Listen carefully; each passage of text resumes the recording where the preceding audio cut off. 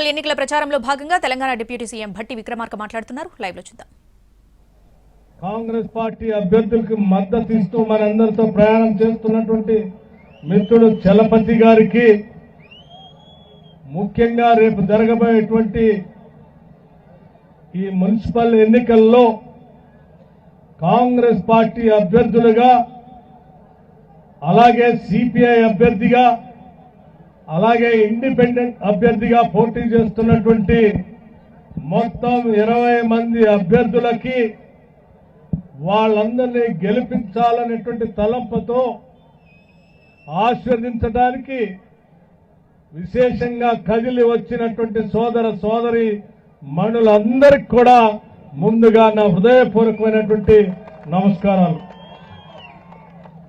ఎండ మండిపోతా ఉంది.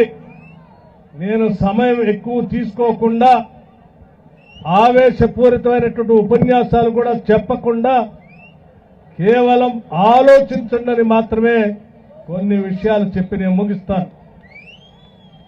రేపు జరిగేటువంటి ఎన్నికలు ఈ వైరా పట్టణానికి సంబంధించిన అభివృద్ధి కార్యక్రమాలకి సంబంధించినటువంటి ఎన్నికలు. వైరా పట్టణాన్ని అభివృద్ధి చేసుకున్నామా లేక అభివృద్ధి అవసరం లేదు, గత 10 సంవత్సరాలు ఎలాగో ఉన్నామో అలాగే ఉండేటట్టు చూసుకుందామా అనేటువంటి జరిగే ఎన్నికలకి రేపు జరుగుతూ ఉన్నాయి. ఈ ప్రాంతంలో పుట్టినటువంటి వ్యక్తిగా ఇక్కడే గుట్టపై ఉన్నటువంటి బడిలో చదువుకున్నటువంటి వ్యక్తిగా ఈ వైరా పట్టణం అభివృద్ధి చెందాలనేటువంటి ప్రగాఢమైన వాంఛతో మీ అందరికీ కొన్ని విషయాలు చెప్పాలనే ఈరోజు మీ మధ్యకు వచ్చాను. మిత్రులారా, ఆలోచన చేయండి. వైరా పట్టణంలో ఇందాక మిత్రులు మాట్లాడినట్టుగా ఇక్కడ ఏ అభివృద్ధి కార్యక్రమం జరిగినా, ఏ పునాది తీసినా, ఏ శంకుస్థాపన చేసినా, ఏ ప్రారంభోత్సవం చేసినా అనాదిగా కాంగ్రెస్ ప్రభుత్వాలు మాత్రమే చేశాయి తప్ప 10 సంవత్సరాలు ఈ రాష్ట్రాన్ని పట్టి పీడించినటువంటి బీఆర్ఎస్ పార్టీ తట్టడం మట్టి కూడా ఈ వైరా పట్టణంలో ఏ అభివృద్ధి కార్యక్రమాలు చేయలేదు. నేను చాలా ధైర్యంగా నమ్మకంతో చాలా స్పష్టంగా చెప్పదలుచుకున్నా.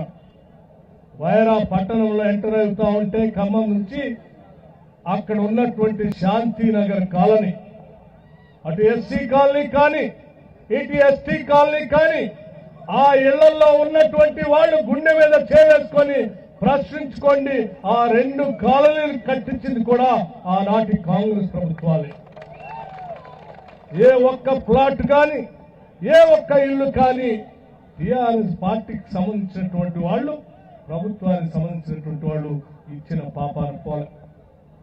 అక్కడ నుంచి ఇక్కడికి వస్తే ఇక్కడ మాట్లాడుతున్నటువంటి మాటూరుపేట కాలనీ ఆనాటి కాంగ్రెస్ ప్రభుత్వాలే ఇచ్చాయి తప్ప టీఆర్ఎస్ పార్టీ ఒక్క ఇల్లు కూడా ఇచ్చినటువంటి పాపాన పోలేదు, ఒక్క ప్లాట్ కూడా ఇవ్వలేదు. దీని నుంచి ఇంకొంచెం ముందుకు పోతే ఫిషరీస్ కాలనీలో నివాసం ఉంటున్నటువంటి ఆ కుటుంబ సభ్యులందరూ గుండె మీద చేసుకొని ప్రశ్నించుకోండి. ఆ స్థలాలు ఇళ్లు కట్టించింది ఆనాటి కాంగ్రెస్ ప్రభుత్వాలే తప్ప బీఆర్ఎస్ పార్టీ చేయలేదు. అక్కడి నుంచి ఇంకొంచెం ముందుకు పోతే బంక్ కాలనీ అని మనం అందరం పిలుస్తూ ఉంటాం. ఆ పక్కన ఉన్నటువంటి బోడెపడి కాలనీ అని కూడా పిలుస్తూ ఉంటాం. ఆ కాలనీలో కూడా ఇచ్చినటువంటి స్థలాలు కానీ కట్టించినటువంటి ఇళ్లు కానీ ప్రతి ఇంటిలో ఉన్నటువంటి ఇటుక పెళ్ళని అడిగితే అది చెప్తుంది కాంగ్రెస్ పార్టీ, కాంగ్రెస్ ప్రభుత్వాలు ఇచ్చారు. అక్కడ నుంచి పక్కకు వస్తే ఇందిరమ్మ కాలనీ ఆనాటి ప్రభుత్వాలు కాంగ్రెస్ ప్రభుత్వాలే ఇచ్చాయి తప్ప మధ్యలో ఈ రాష్ట్రాన్ని విభజన జరిగిన తర్వాత మన వనరులు, ఆస్తులు, వ్యవస్థలు వాటన్నింటినీ ప్రజల కోసం ఖర్చు పెడతామని మాటలు చెప్పి వచ్చినటువంటి బీఆర్ఎస్ పార్టీ ఒక్క కాలనీ కూడా ఈ వైరా పట్టణంలో కట్టలేదు. అది కావాలంటే అందరూ ప్రశ్నించుకోండి. ఈ కట్టిన ప్రతి కాలనీ కాంగ్రెస్ ప్రభుత్వాలు కట్టిన